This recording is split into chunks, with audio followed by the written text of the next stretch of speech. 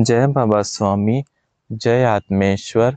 हिमालय का समर्पण योग भाग 6 का आज 13वां दिवस है और हम हैं पृष्ठ क्रमांक 131 पर। गुरुदेव कहते हैं, बाद में कोटा शहर में एक सामान्य ध्यान का शिविर रखा गया था, जहां पर सभी प्रकार के लोग आए थे।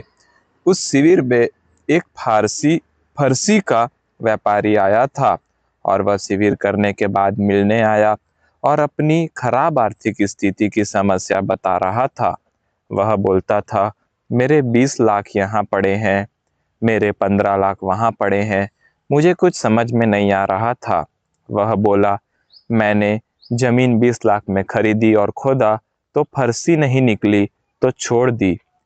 उसके बाद दूसरी जमीन 15 लाख में खरीदी तो वहां भी फरसी नहीं निकली तो वह भी छोड़ दी। यानी हम लोग जमीनें खरीदते हैं और खोद कर उसमें से फरसी निकालते हैं और उन फरसियों को पॉलिश करके बेचते हैं। कोटा स्टोन उन्हें कहते हैं। अगर वह स्टोन उस जमीन में निकले तो हमें फायदा होता है और न निकले तो नुकसान। मैंने कहा, जो जगह वह स्टोन नहीं है वह जगह लेते ही क्यों हो? वह बोला, स्टोन है या नहीं वह तो खोदने के बाद ही पता चलता है। मैंने कहा, नहीं, ध्यान करेगा तो कहाँ स्टोन है कहाँ नहीं है पता चल जाएगा। ऐसा हो सकता है? मैंने कहा, हाँ हो सकता है। तो वह बोला, मैं कल कार लेकर आपको लेने आता हूँ। आप मुझे ऐसी जगह बता दे जहाँ स्टोन है तो मैं उसे खरीद लूँगा। मैंने कहा, ठीक। दूसरे सवेरे वह व्यापारी आया और हम 3 स्थानों पर गए। उसमें से एक जगह पर मुझे चित्त से लगा कि यहाँ स्टोन है। मैंने उसे कहा था, एक स्टोन का सैंपल कार में साथ में रख। उसने रखा था। भीतर से जो आ रहे वाइब्रेशन और उस सैंपल स्टोन के वाइब्रेशन जहाँ सामान लगे, वह जगह मैंने उसे खरीदने को कही। उसे कहा, अब यहाँ काफ़ी मात्रा में स्टोन है, अब इसे बेचकर तो अपना कर्जा चुका दे और नियमित ध्यान कर तो आर्थिक समस्या जीवन में कभी नहीं आएगी। उसने मुझे नियमित ध्यान करने का आश्वासन दिया और बाद में हमारा कोटा का कार्यक्रम भी समाप्त हो गया और हम इन छुट्टियों में खुश थे कि हमें खूब गुरु कार्य करने को मिला था। इस स्टोन के व्यापारी की फिर 2 साल तक कोई खबर नहीं आई और बाद में 2 साल के बाद लगातार चिट्ठियां आ रही थी। उस जमीन से काफी स्टोन निकले।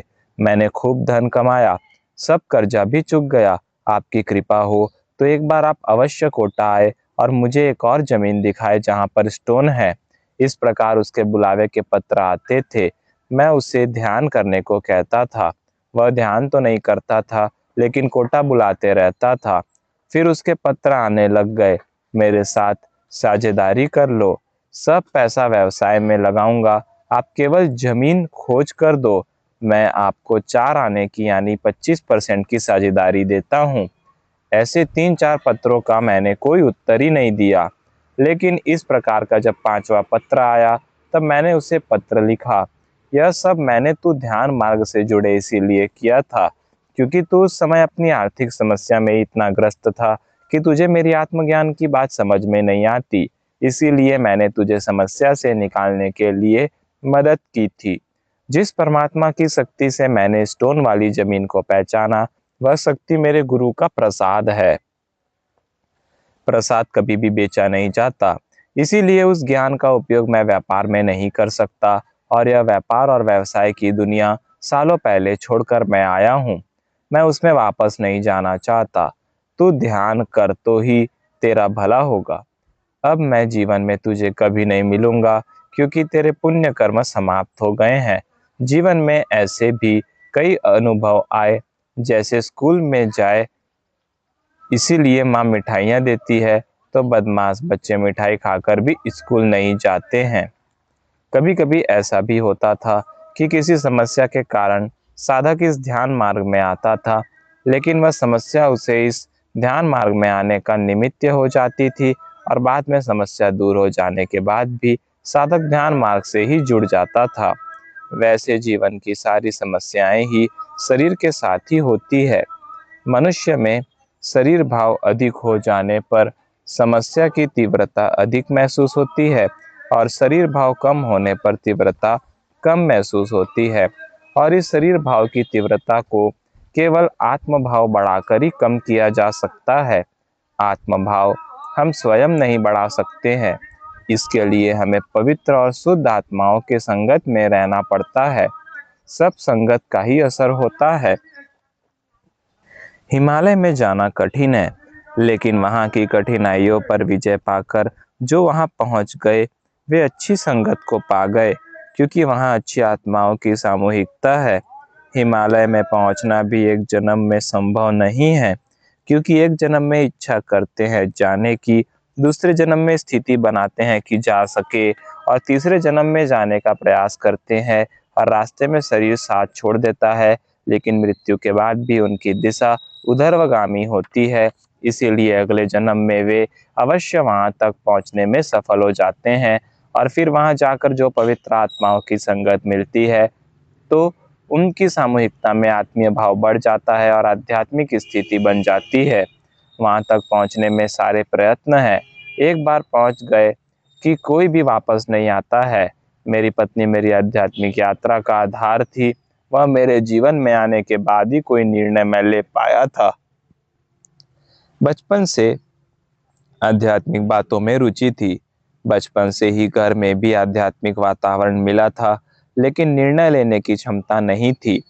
दूसरा, इस विषय को समझे ऐसा मुझे मेरी नानी के बाद कोई नहीं मिला, जिसके सामने मैं दिल खोलकर बात कर सकूं। मैंने बात करने की इच्छा भी की हो, पर बात निकल ही नहीं पाती थी। नानी थी जिसे बचपन में अपने मन की सब बातें, वे अच्छी हो या बुरी, सब बताता था। मन में कोई भी प्रश्न हो वह बताता था।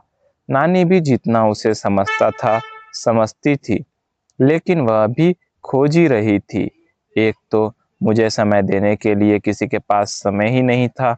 नानी ही थी जो समय देती थी। भीतर की बात निकलने में समय लगता है। थोड़े देर किसी के साथ बैठकर बातें करने से बात निकलती नहीं है।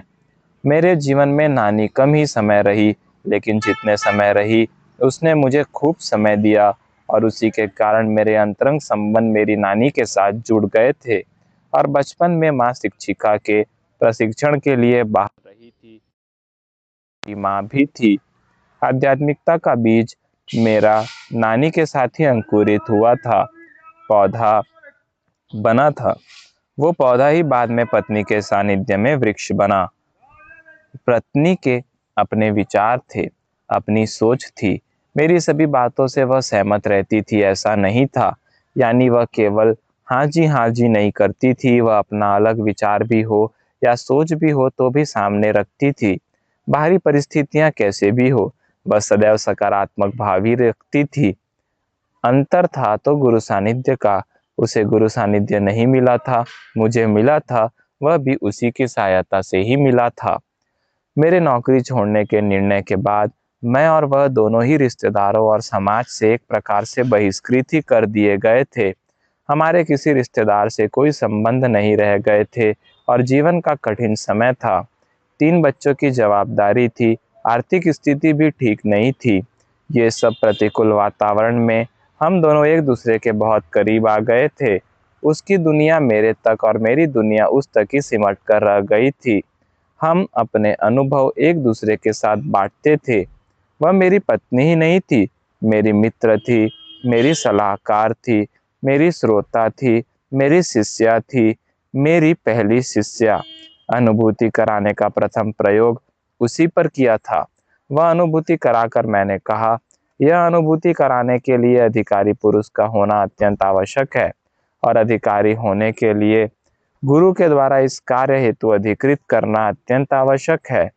मेरे गुरु ने मुझे इस कार्य करने के लिए अधिकृत किया है, और अगर आगे भी तू ही यह अपना घर चलाए तो मैं इस अनुभूति को प्रसाद के रूप में समाज में जाकर बांट सकता हूँ। प्रथम यह अनुभूति क्या है, यह अनुभव कर ले। इससे क्या बांटने वाला हूँ यह मालूम हो सकता है। यह एक अनुभूति ने ही मेरे जीवन की दिशा ही बदल दी है। जो परमात्मा को बाहर खोजते रहता था, उस परमात्मा को भीतर ही पा लिया है, और परमात्मा को पा लिया, यह समाधान भी जीवन में प्राप्त हो गया है। इस प्रकार अनुभूति को प्राप्त कर साधनारत कई ऋषि मुनि हिमालय में हैं, लेकिन वे पाने के ही अधिकारी थे। इसीलिए वे अनुभूति को पा लिए हैं, लेकिन वे अनुभूति देने के लिए अधिकृत नहीं है। इसीलिए यह अनुभूति दूसरे को नहीं करा सकते हैं। इस सारे संसार में अनुभूति कराने के लिए गुरुदेव केवल ने मुझे ही माध्यम के रूप में चुना है। गुरुदेव एक ही माध्यम को चुन सकते थे, एक ही को अधिकृत कर सकते थे।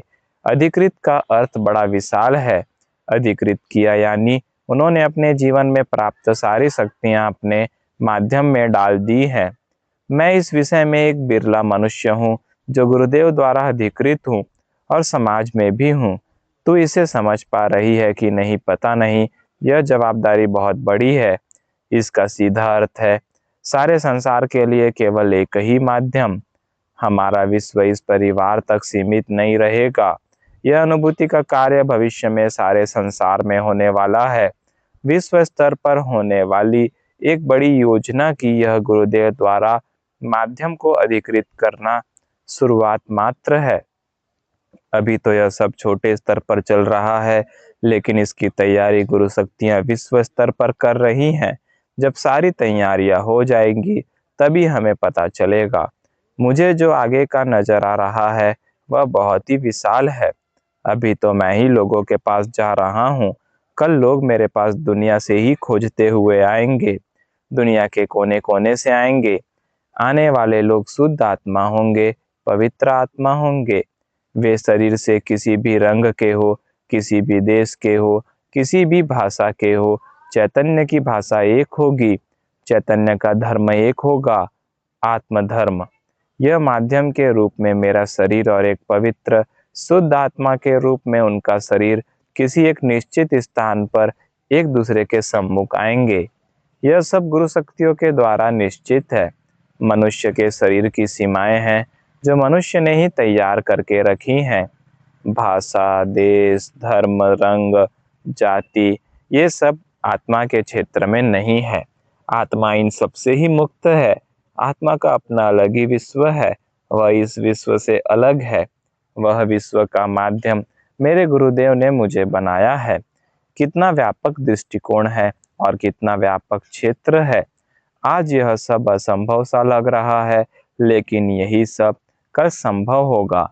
ये सब बातें मैं तुझे इसीलिए बता रहा हूँ ताकि तू अपनी मानसिक तैयारी करके रख, और जो मुझे लगता है वह मैं तुझे बताता हूँ।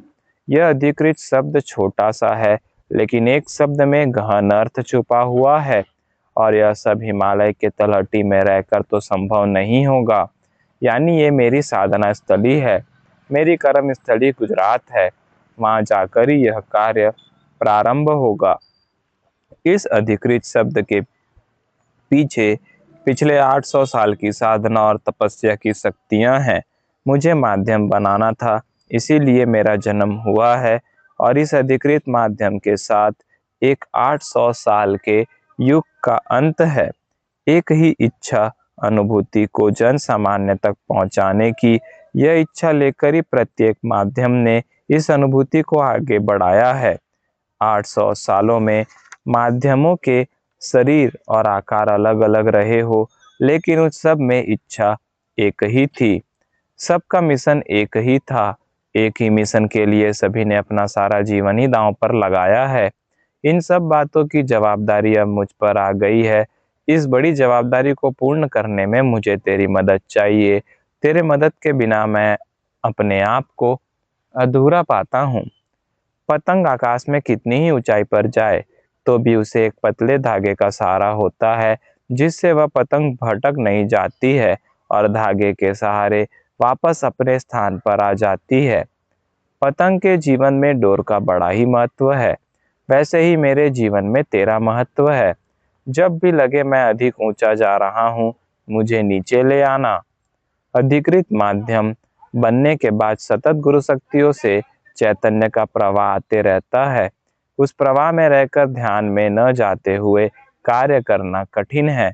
सदैव याद रखना, चैतन्य तो गुरु का प्रसाद है, इसे बांटना है, और बांटने के लिए ही बल मिल रहा है। इसे खाते नहीं बैठना है। इसीलिए मेरी ध्यान की स्थिति का सदैव ध्यान रख।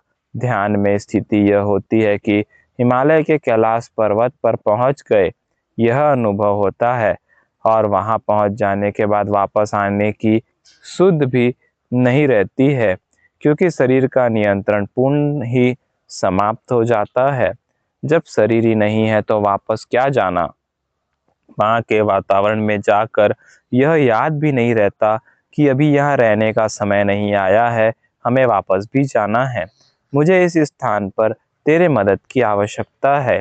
जब लगे कि ऐसे स्थान पर मेरी पतंग पहुँच गई है, तब मुझे नीचे खींचना और निश्चित समय पर खींचना, क्योंकि अन्यथा मैं तेरी पकड़ से भी दूर चला जाऊंगा। पत्नी बड़ी गंभीरता से सब बातें सुन रही थी। अब रही बात अपने बच्चों की और परिवार की, तो मैं तो सर्वस्व गुरु चरण में रखकर ही कार्य कर रहा हूँ। इसीलिए सब जवाबदारी उनकी है, यही समझकर मैं निश्चिंत रहता हूँ और इसी कारण मैं बच्चों के भविष्य की चिंता नहीं करता। इस मार्ग में साधना में पवित्रता अत्यंत आवश्यक है, और जैसे साधना बढ़ते जाएगी वैसे वैसे कार्य बढ़ते जाएगा। और जीवन के उत्तरार्ध में सबसे बड़ी समस्या है कि अब अगली पीढ़ी के लिए यह कार्य सौंपने के लिए माध्यम किसे बनाएं, क्योंकि अगला माध्यम ऐसा चुनना होगा जो अगले 800 सालों तक इस कार्य को आगे लेकर जाए। और अब समाज में ऐसा माध्यम चुनना बड़ा कठिन लग रहा है, क्योंकि इतने पवित्र और शुद्ध स्वरूप में रहकर समाज में रहना कठिन है।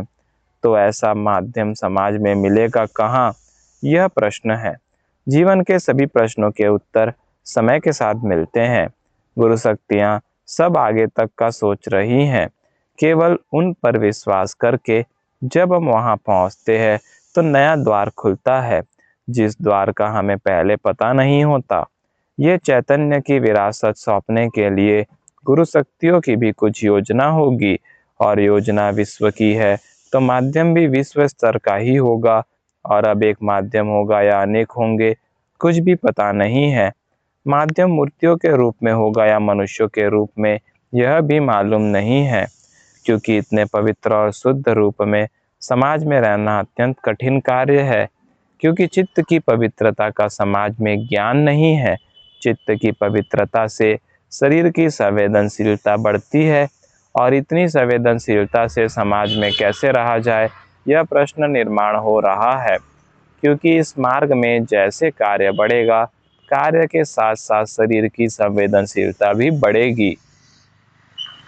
बढ़ी हुई संवेदनशीलता के साथ समाज में रहना और कार्य करना कठिन है। हिमालय में पवित्र वातावरण है, अच्छी सामूहिकता है, लेकिन समाज में ऐसा कुछ भी नहीं है। सफ़ेद शुभ वस्त्र पहनकर कोयले के खदान में कार्य करने जैसा है। संवेदनशीलता जैसे जैसे बढ़ेगी वैसे वैसे शरीर पर नियंत्रण छूटने लगता है। ध्यान में शरीर छूट जाने की संभावना होती है, क्योंकि शरीर पर नियंत्रण नहीं रह जाता है, और उस समय गुरु कार्य का संकल्प ही वापस नीचे आने में सहायक होता है। गहन ध्यान की स्थिति में एक तो शरीर की सुरक्षा एक ओर करनी होती है, दूसरी ओर आत्मा को आत्माओं की सामूहिकता में से वापस शरीर में लाना बड़ा कठिन होता है। क्योंकि गहन ध्यान की स्थिति में शरीर की स्थिति मृत शरीर जैसी ही हो जाती है, और समाज में इस स्थिति की जानकारी नहीं है। हमारा मेडिकल साइंस अभी केवल शरीर का ही अध्ययन कर पाने में समर्थ है। अभी विचारों का अध्ययन भी मेडिकल साइंस में नहीं होता है। यही कारण है कि जब शरीर पर कोई बीमारी होती है तभी पता चलता है कि बीमारी हुई। वास्तव में बीमारी शरीर पर आने के पूर्व मनुष्य के विचारों पर आती है। प्रथम मनुष्य के विचार बीमार होते हैं, नकारात्मक होते हैं, खराब होते हैं। बाद में मनुष्य के शरीर पर कोई बीमारी आती है, लेकिन अभी इन सब बातों का अध्ययन मेडिकल साइंस में नहीं है। यह सब बातें मैं इसीलिए बता रहा हूँ क्योंकि इस मार्ग में भविष्य में यह सब बातें आने ही वाली है। मैं तो तुझे पूर्व सूचना दे रहा हूँ। जय बाबा स्वामी, जय आत्मेश्वर।